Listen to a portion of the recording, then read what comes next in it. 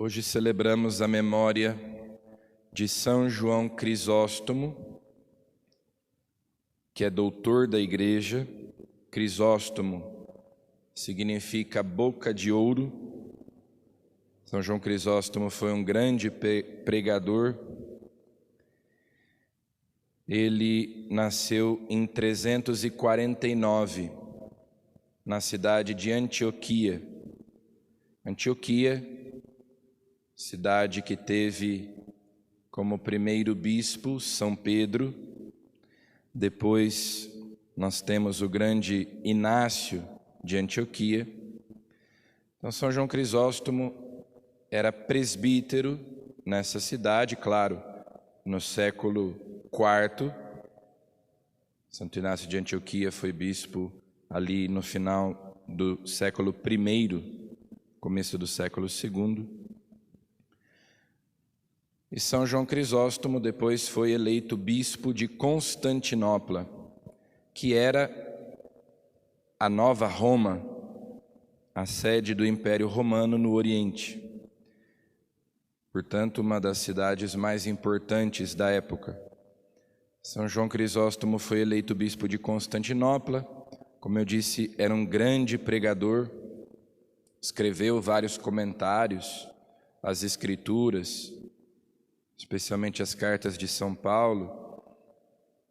No Oriente usa-se muito, no rito bizantino, a sua anáfora, a oração eucarística composta por ele, mas as pregações de São João Crisóstomo também causavam dificuldades com os nobres. Então, por isso, ele foi exilado e morreu no exílio em 407, por causa da sua pregação, que desagradava muitas pessoas, sobretudo da nobreza, das elites, e por isso ele acabou sendo exilado. Perdeu o governo da Igreja de Constantinopla e morreu exilado. Tanto o Evangelho quanto a primeira leitura de hoje falam sobre a oração. São Paulo, na primeira carta a Timóteo, diz: recomendamos que se façam preces e orações, súplicas e ações de graças por todos os homens.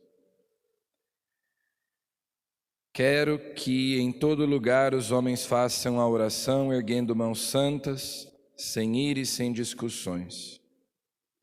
E nesse trecho que nós ouvimos, ele diz: Deus quer que todos os homens se salvem e cheguem ao conhecimento da verdade.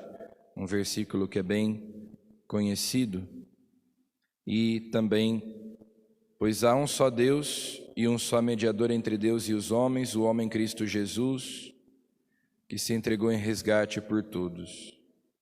Então, São Paulo diz para Timóteo, que era bispo de Éfeso, que ele, como bispo, promova a oração comum dos fiéis, que eles orem insistentemente por todos os homens, porque isso é bom, é agradável a Deus, que cada cristão, individualmente, mas também a comunidade dos fiéis, em comunhão, em união, publicamente, façam orações por todos os homens, especialmente pelos que governam, ele diz, e por todos que ocupam altos cargos. E no Evangelho nós temos também algo que diz respeito à oração. O oficial romano que manda pessoas irem até Jesus e pedirem a ele a cura do seu empregado, do seu servo. E dois aspectos importantes da atitude desse oficial romano. Primeiro, a sua extrema humildade. ele tem consciência da sua indignidade, de modo que ele não se atreve a ir ele mesmo até Jesus.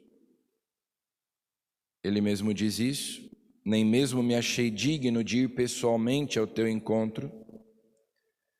Eu não sou digno de que entres na minha casa.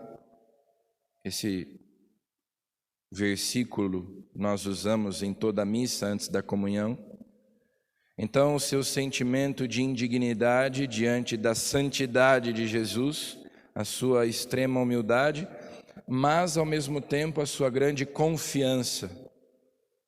Tanto é que Jesus faz um grande elogio, dizendo: nem mesmo em Israel encontrei tamanha fé.